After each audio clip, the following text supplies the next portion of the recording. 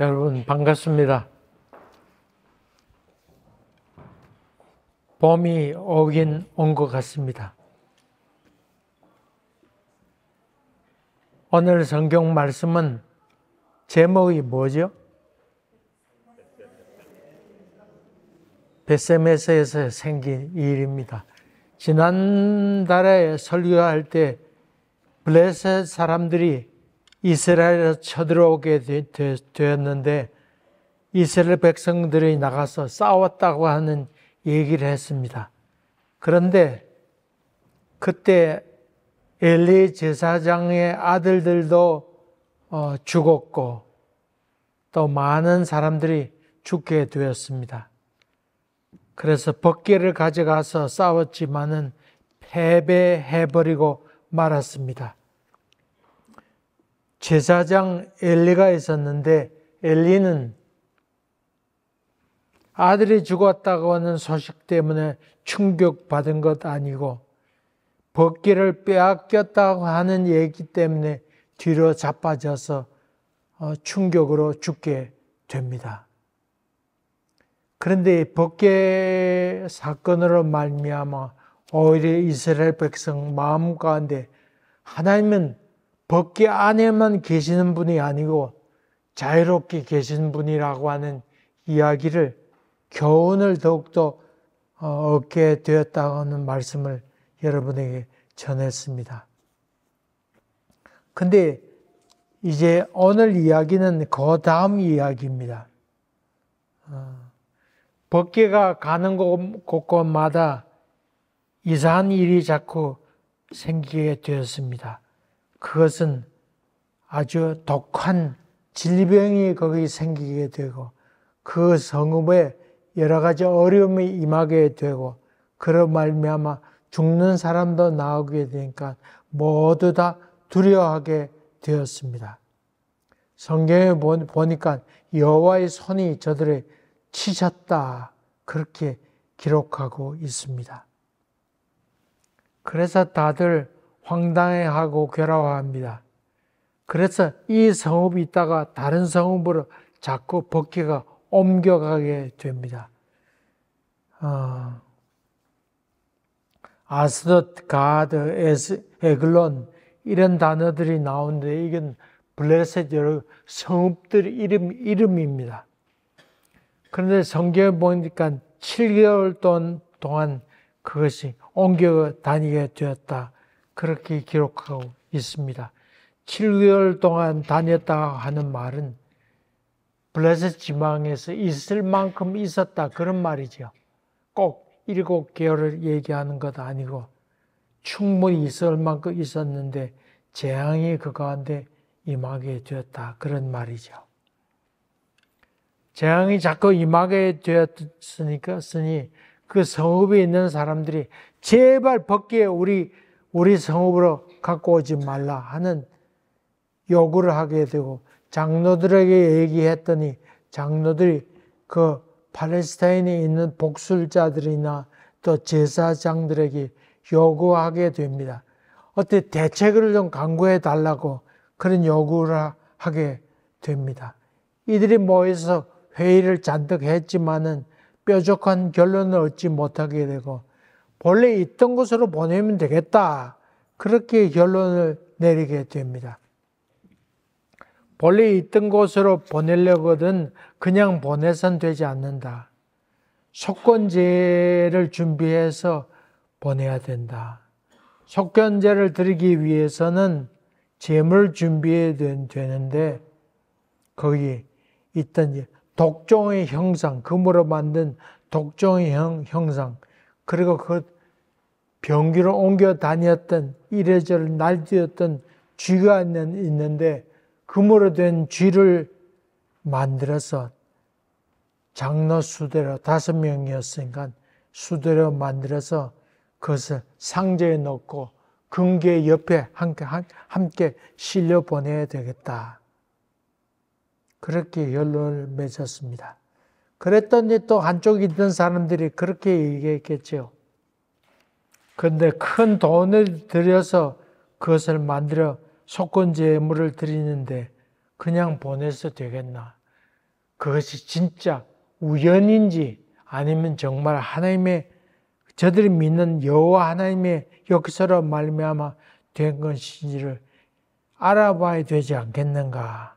그렇게 생각해낸 것이 수레를 준비해라. 새로운 수레, 한 번도 쓰지 않았던 새로운 수레를 만들고 거기에 멍에를 한 번도 매보지 못한 그런 암소 거기다 새끼를 낳아서 젖이 나는 젖소를 준비해라. 그래서 그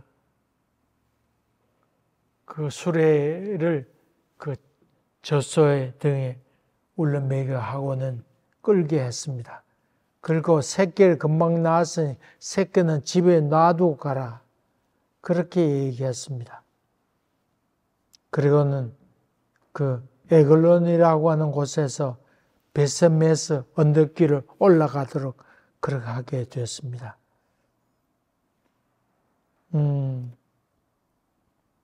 그렇게 해서 이제 암소가 이제 수레를 지고 올라가게 됐는데 새끼들은 자기 집에 있었을 거 아니에요.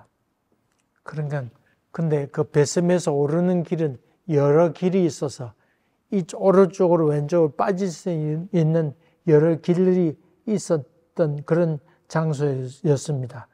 그래서 이 젖소가 올라가다가 자기 새끼 생각나면 아니면 자기 집에 있는 새끼 손 가지고 매 울면 엄마가 새끼 생각나서 이쪽으로 가든지 저쪽으로 가든지 해서 자기 집으로 돌아가게 되면 베셈에서 언덕길을 끝까지 오르지 못하고 돌아가게 되지 않을까 이런 생각에서 준비를 했습니다만은 준비했던 그 암소들이 울리면서 올라가지만은 끝까지 언덕길까지 끝까지 올라가게 되었습니다. 그런 말미암아 이것이 우연히 된 것이 아니고 하나님의 계획하심에 의해서 된 것이라 하는 결론이 임하게 됩니다.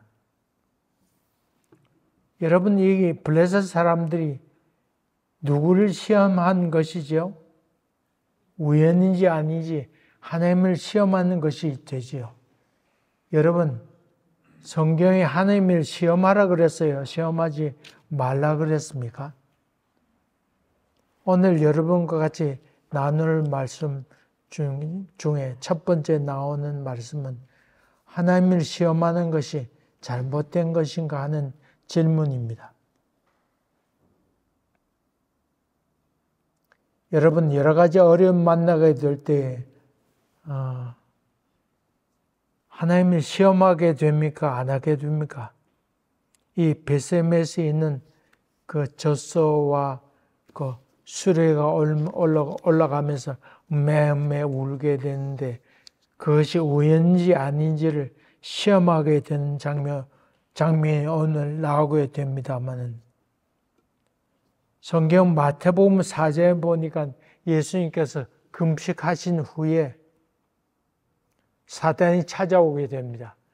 그래서 와서 배고픈데 이 돌덩어리를 떡덩이 되게 하라. 그런 시험을 하게 되죠. 그리고 두 번째로는 성전 위에 예수님을 데리고 올라가서 꼭대기에 데려가서 뛰어내리라.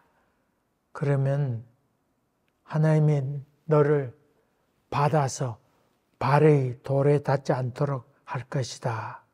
그런 얘기 하지 않습니까? 그때 예수님께서 하신 말씀은 주 너희 하나님을 시험하지 말라. 그렇게 말하게 됩니다. 여러분, 하나님을 시험하면 돼요? 안 돼요?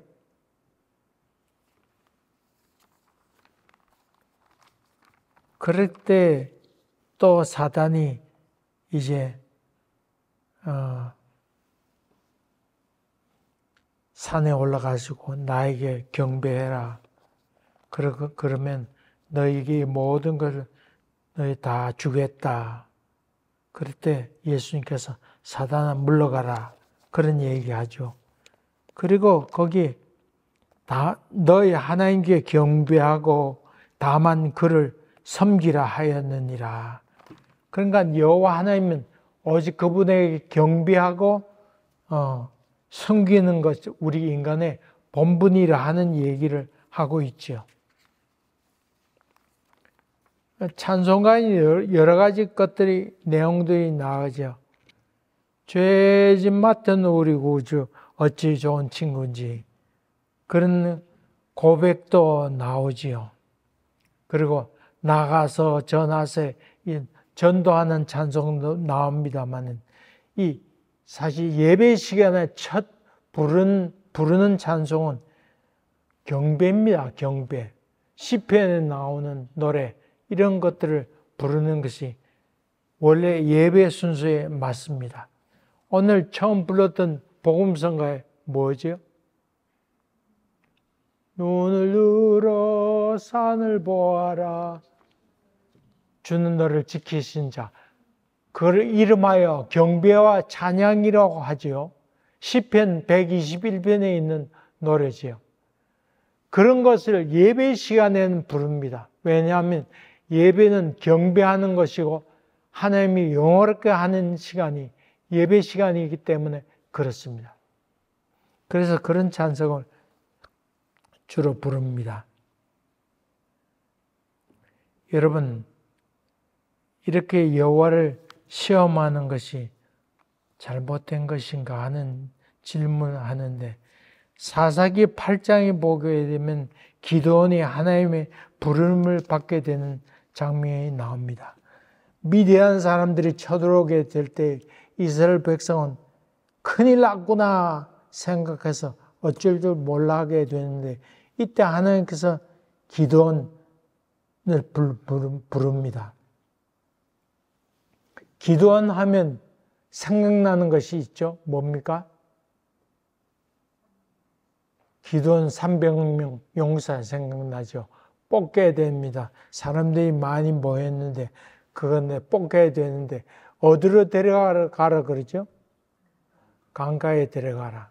그렇게 해서 어떤 자들만 뽑아가라. 그런 말이에요.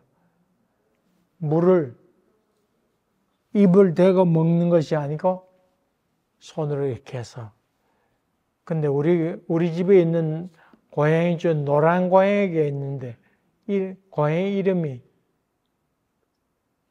이름도 생각 잘 안 나요. 젤리라고 하는 고양이 있는데 이 젤리라는 고양이는 물이 절절 흐르면 입을 갖다 대서 먹지 않고 손에 찍어서 이렇게 먹어요. 그래서 제가 생각하는데 이름을 좀 바꿔야 돼. 기드온 용사로 바꿔야 되겠다는. 우리 전생은 믿지 않지만은 아마 그때 기드온 용사가 아니었을까 하는 생각을 조금 했습니다. 근데 고양이가 물을 찍어서 이렇게 먹어요. 참 희한한 노란 고양이. 근데 그걸 얘기하는 거 아니고 기드온이 하나님의 부름을 받게 될 때에 하나님께 이렇게 기도합니다. 하나님, 내가 양털을 이렇게 해가지고 들에 이렇게 놔둘 테니까 이슬이 이 양털에만 묻게 되면 하나님 뜻을 알고 가겠습니다. 그리고 들판에는 이슬이 다 맺히지도 않으면 하나님 뜻으로 알겠습니다. 그렇게 얘기했는데 그 다음날 가서 아침에 일찍 가서 양털을 짰더니 물이 나오게 이슬이 쭉 나오게 됐다는 얘기입니다. 그거로는 이 기드온이 부족했던 것 같습니다. 확신하기엔 부족했던 것 같습니다. 그래서 두 번째 얘기하는 이번에는 양털에는 이슬 맺히지 않고 다른 데면 이슬 맺히게 해달라고 하는 요구를 하게 됐는데 정말 그와 같이 되었습니다. 그런 말미암아 기드온은 마음에 큰 확신을 갖고 전쟁에 나가서 앞장서 싸우게 되는 이야기가 사사기 8장에 나옵니다.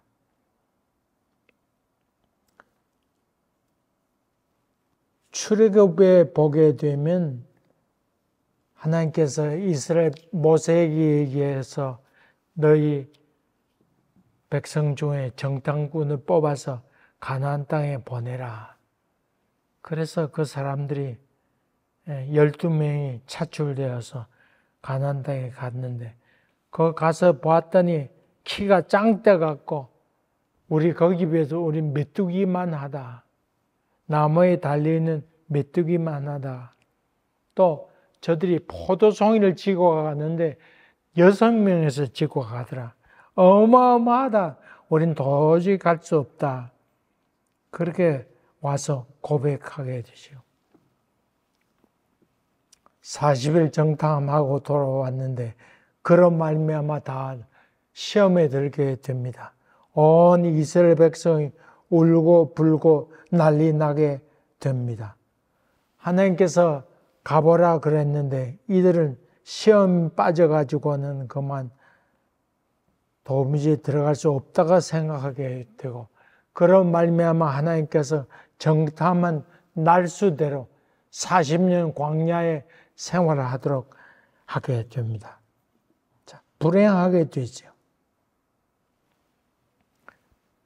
요즘 학생 보고 성경 공부만 하면서 아브라함에 대한 얘기를 많이 하고 있습니다. 아브라함은 믿음의 조상이죠. 조상인데 여러분 아브라함의 결정적인 실수가 뭐였죠? 애굽에 기근이 들어서 애굽에 가게 되었는데 애굽에 가서 자기 아내를 누구라고 속여? 누이라고 속여. 근데 한 번만 그랬어요. 또 그랬어요. 또 그랬습니다. 그랄 왕 아비멜렉이 있었는데 아비멜렉이 이 사라를 보고 자기 아내를 취하려고 합니다. 뭐 이뻤다고 하는데 난 참 이해할 수 없어요. 이때 사라가 나이가 벌써 90살이 넘었는데 얼마나 뭐 회춘했나 뭐 보톡스를 맞았나 뭐 근데 이뻤는데 저 아비멜렉이 아내를 취하려고 했다. 암만 성경을 뻥튀기 해도 그렇지 어째 그럴 수가 있을까? 저는 그런 생각을 하고 있습니다. 근데 그 몇 번이나 했어요? 2번이나 그랬어요. 뭐 이런 사람이 다 있어요. 여러분, 왜 이 아브라함은 그런 얘기를, 그런 2번이나 그런 거짓말을 했을까요? 자기 살겠다고. 왜? 우리 학생들한테 물어봤더니 이런저런 얘기하는데 제가 그 말씀을 보면서 느꼈던 것은 무엇이냐면 아브라함이 사실 그 아내를 사라고 얘기했던 것은 거짓말 하려고 했던 것도 아니고 하나님께서 창세기 12장에 아브라함 부르셔서 본토 친척 아비집을 떠나 내가 너와 함께 하겠다. 네가 어디로 가든지 너와 함께 하겠다. 약속해 주셨잖아요. 그러니까 아브라함은 무슨 생각을 하냐면 정말 하나님께서 나와 함께 하실까 하는 생각을 할 거 아니에요? 그래서 그 기근이 들어서 가나안 땅에 가서 아내를 누이라고 속였는데 그때 하나님께서 구원해 주셨습니다. 그리고 또 그 다음에 또 그래도 내가 이렇게 해도 하나님께서 정말 함께 하시겠습니까? 하는 의문을 하는 것이죠. 아마 그래서 2번이나 아비멜렉에 가서도 아내라고 속이지 않았을까. 다시 말하면 하나님의 약속은 여전히 나에게 유효한가. 이렇게 해도 하나님께서 약속을 지키시는가 하는 그런 의문이 그에게 있었던 것 같습니다. 안 믿으려고 하는 것 아닙니다. 마음에 필요한 것은 커다란 확신이었습니다. 그래서 그는 그런 고백을 하게 되죠. 그런 이유에서 그는 아내를 누이라고 얘기하게 됩니다. 창세기 12장에 하나님께서 나타나셔서 내가 너와 함께하겠다 약속의 말씀이 있고, 그 다음에 소돔성 사건을 통해서 하나님께서 찾아오신 사건이 있는데, 그 다음에 나온 자식을 주겠다는 사건이 나온 그 다음에도 이 아브라함 그런 시험을 하게 됩니다. 정말 이래도 하나님께서 나와 함께 하시겠습니까? 하는 질문이기도 합니다. 그런 이런 두 번에 걸친 시험 이후에 아들을 바치는 사건이 나옵니다. 아브라함이 아들을 바쳤다는 사건을 보면서 야, 대단한 믿음의 사람이구나 생각하지만 그거 아니고 이미 하나님께서 거짓말로 아내라고 누이라고 속였음에도 불구하고, 그럼에도 불구하고 구해내 주신 하나님의 역사하심을 그가 믿지 아니할 수 없었습니다. 커다란 확신을 그 마음 가운데 갖게 되자 아들 바치는 그까지 아무것도 아니라고 하는 생각을 하게 되었다는 그 말이죠. 그런 말씀입니다.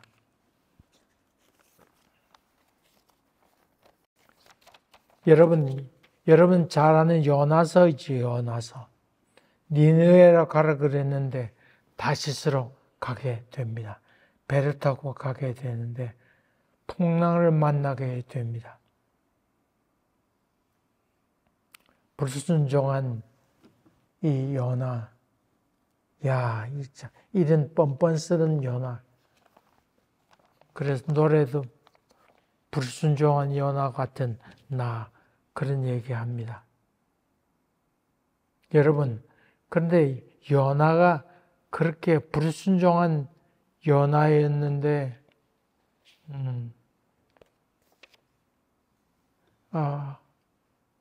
하나님께서 그 마음을 돌이키게 해서 구해냈다, 그런 말씀이 나오죠. 그 요나는 왜 배 밑창에 들어가 있었을까요?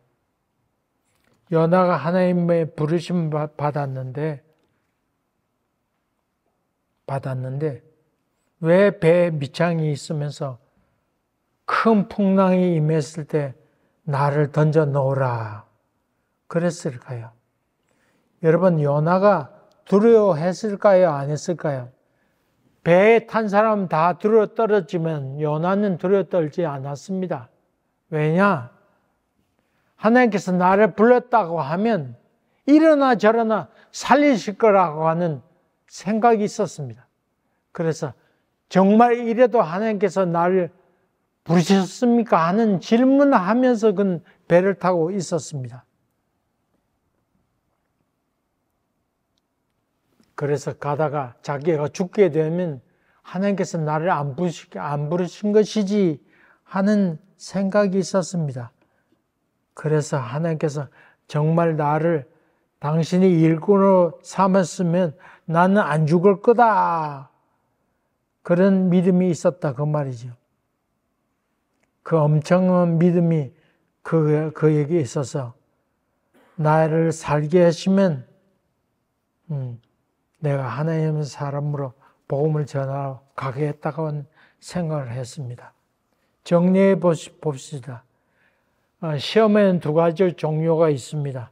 하나님을 믿지 않으려고 하는, 미혹하려고 하는 생각이 있습니다. 그것을 시험이라고 하는데, 시험에는 안 믿으라고 하는, 미혹하려고 하는 그런 생각이 시험이 있고, 반대로 내가 이 시험을 통해서 큰 확신을 얻고 그런 말미암아 큰 확신으로 새로운 사명을 받으리라 하는 생각에서 하는 시험이 있습니다. 그런 시험은 여러분을 더욱더 굳건히 믿음 가운데 거하게 하실 것입니다. 그래서 하나님의 사람들은 종종 이런 두 갈림길에 서서 자기 인생을 내어 던지면서 정말 하나님께서 역사하심에 대한 부인할 수 없는 하나님의 능력을 체험하게 되고 그런 인도하심을 체험하게 되어서 믿음 가운데 거하게 되는 것을 봅니다.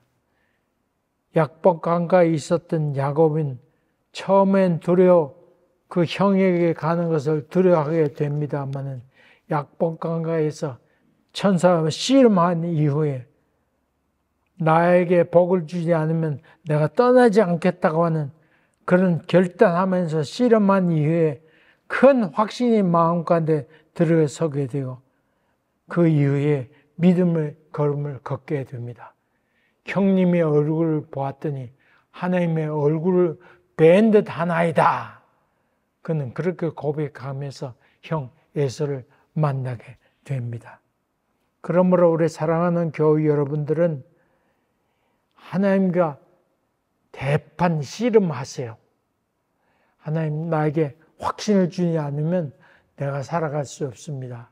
당신께서 나에게 힘을 주셔야 되겠습니다. 확신을 주셔야 되겠습니다.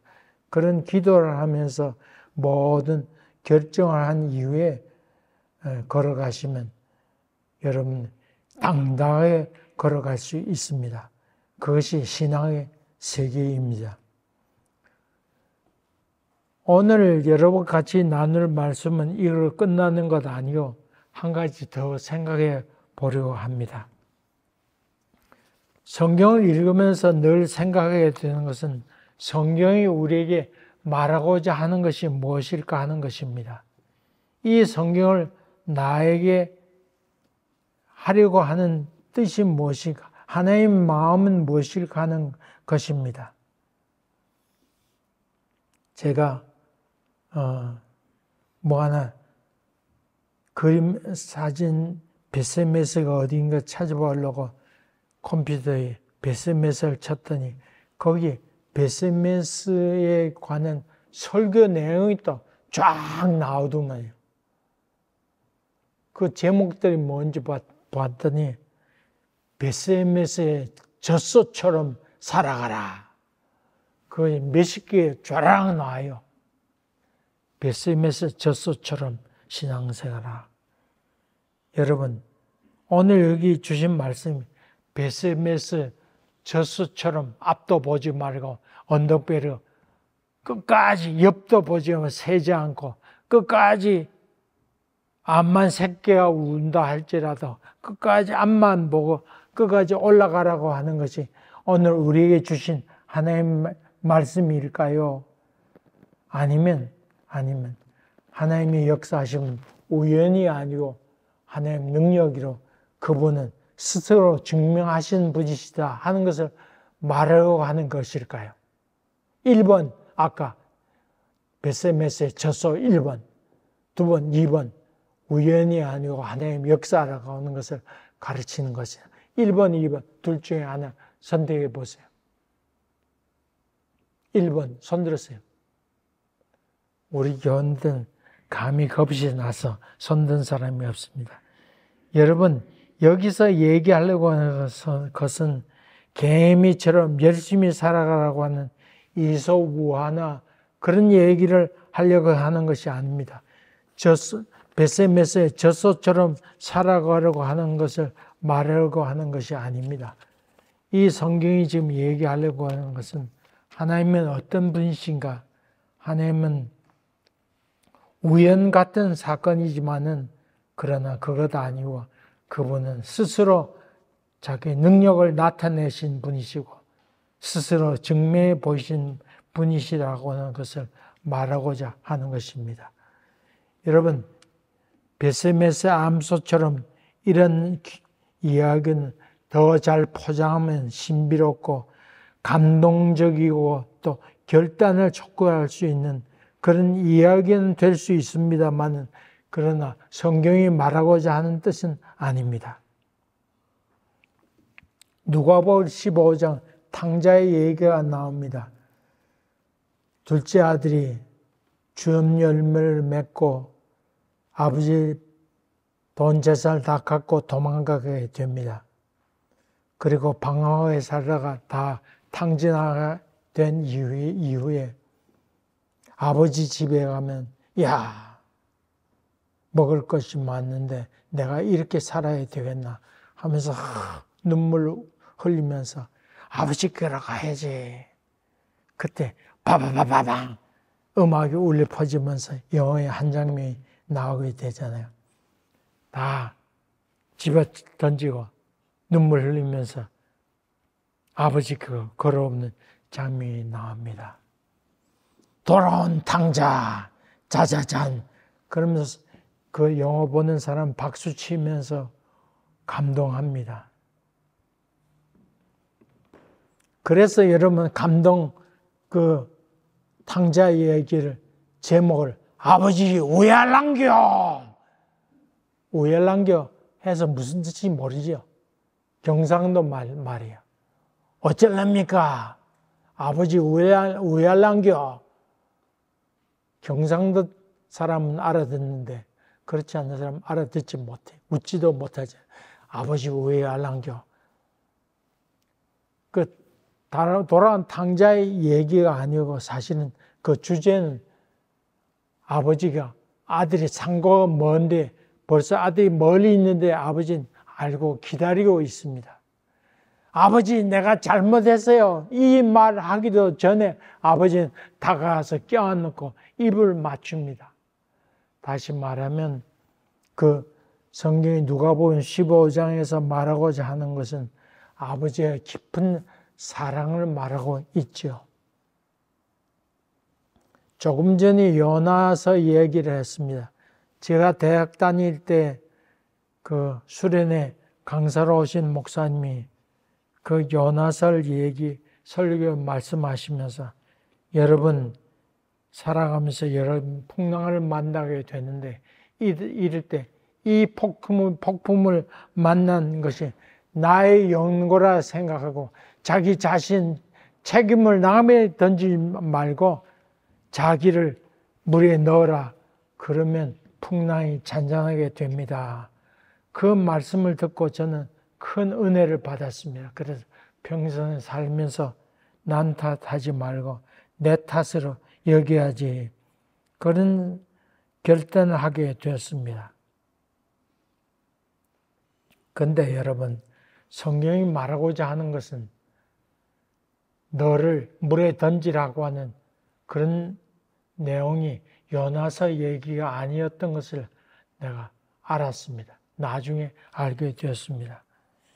여러분, 얼마나 남 탓하지 말고 여러분을 물에 던져 놓으세요. 얼마나 감동적인 이야기입니까? 또 교훈되는 이야기입니까? 신봉사, 심청처럼 자기를 던져 넣을 때 물이 돌아서 아버지 눈이 떠지게 되는 그런 감동적인 이야기처럼 아주 들립니다마는 그런데 성경이 말하고자 하는 요나서가 말하고자 하는 것은 그 뜻이 아닙니다. 요나서가 말하고자 하는 뜻은 요나서 4장 10절입니다. 한번 다 찾아보세요. 나왔습니까? 요나서 4장 10절입니다. 여러분 여기 나오더라도 여러분 성경을 찾아서 밑줄 그어 놓으세요. 빨간 거로. 다 같이 한 읽어보십시다. 시작. 여호와께서 수고도 아니하였고 재배도 아니하였고 하룻밤만 났다가다 말라버린 이 방덩굴을 아꼈거든. 하물며 큰 성 니느웨는 좌우를 분별하지 못하는 자가 12만 여명이요 가축도 많이 있나니 내가 어찌 아멘. 다시 말하면 요나는 네 자신을 풍랑이 있는 바다에 던지라고 하는 주제를 얘기하는 것이 아니고 하나님의 깊은 사랑을 말하고 있는 것이 요나서 핵심입니다. 그러므로 여러분은 그 영적 영혼이 활짝 열려져서 성경에 말하고 하지 않은 깊은 뜻을 잘 깨닫게 되기를 간절히 바랍니다. 그 일을 위해서 간절히 기도하세요. 하나님, 내가 영혼이 부족한데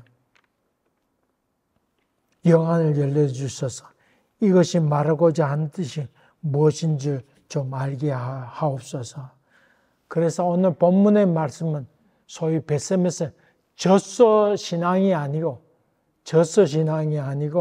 여호와 신앙을 간직하라고 하는 말입니다. 그래서 여러분 기도할 때 이렇게 기도하세요. 하나님이여, 우리를 통해서 당신의 능력을 좀 나타내 주시옵소서. 그런 기도를 한다고 그러면 여러분 영혼이 활짝 뜨인 사람입니다. 베셈에서의 젖소처럼 살게 하소서. 그런 젖소 신앙의 사람이 아니고 하나님께서 우리를 통해서 역사하여 주시옵소서. 이런 여호와의 신앙을 간직하는 여러분 다 되시기를 주의 이름으로 간절히 기원합니다. 기도하겠습니다. 은혜로우신 아버지 하나님, 성경을 통해서 쓸데없는 것을 배워가는 것 아니요 여호와의 신앙을 간직하는 저희들 되도록 도와주시옵소서. 예수님 이름으로 기도하옵나이다. 아멘.